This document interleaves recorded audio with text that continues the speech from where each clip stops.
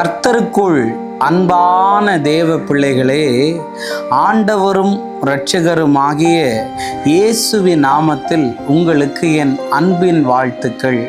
இந்த நல்ல நாளிலேயும் சங்கீதம் 51 அதனுடைய 10வது வசனத்தை வாசிக்கிறேன். தேவனே, சுத்த இருதயத்தை என்னில் சிருஷ்டியும், நிலவரமான ஆவி என் உள்ளத்தில் புதுப்பியும் என்று எழுதியிருக்கிறத பார்க்க முடியும்.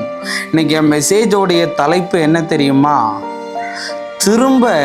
திருந்தி வருகிறேன் என்று பேச விரும்புகிறேன்.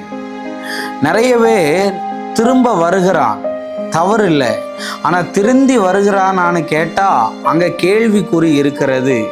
ஆனால் தாவீது பத்செபாளோடு பாவம் செய்ததுக்கு பிறகு அவன் தெரிந்தே தான் செய்தான். ஆனால் அவன் அந்த தவறு நிமித்தம் திருந்திட்டான். அதை நிமித்தம் அவன் பாதிக்கப்பட்டது, நிறைய காரியங்களிலே பாதிக்கப்பட்டான், நிறைய இழந்து போக காரணமானது. அதனாலே அவன் திருந்தி வாழ ஆரம்பித்து விட்டான். இளையகுமாரன் திருந்தாமல் திரும்பி போனான், கரெக்டு. ஆனால் வரும்போது திரும்பி வந்ததுனால பரலோகம் அவனை கொண்டாடினது.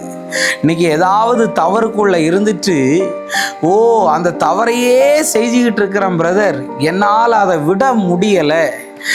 இந்த குடிகாரங்களை பார்த்தீங்கன்னா, இந்த சிகரெட்டு பிடிக்கிறவங்கள பார்த்தீங்கன்னா, அதை நினச்ச நேரம் குடிக்கலைன்னா போதை மருந்தை விட அதிகமான அடிமைத்தனத்தில் அது கொண்டு ஆக்கிடுது.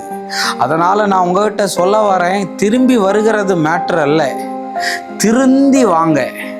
இன்னைக்கு ஏதாவது பயங்கரமான தவறுகளுக்குள்ளே இருந்தால், பயங்கரமான கட்டுகளுக்குள்ளே இருந்தால், பயங்கரமான போராட்டத்துக்குள்ளே இருந்தால் நீங்கள் திருந்தி வாங்க. கர்த்தர் உங்களுக்கு புதிய ஆரம்பத்தை தருவார். ஜெபம் பண்ணுவோமா? அன்பான ஆண்டவரே, இந்த நேரத்துக்காக நன்றி சொல்கிறேன். நீர் எங்களோடு கூட பேசின தீர்க்க தரிசனமான வார்த்தைகளுக்காக நன்றி சொல்கிறேன். நாங்கள் திரும்பவும் கர்த்தர் எங்களுக்கு உதவி செய்யும். இயேசுவின் நாமத்தில் வேண்டுகிறேன் நல்ல பிதாவே. ஆமேன். God bless you. கர்த்தர் உங்களை ஆசீர்வதிப்பார்.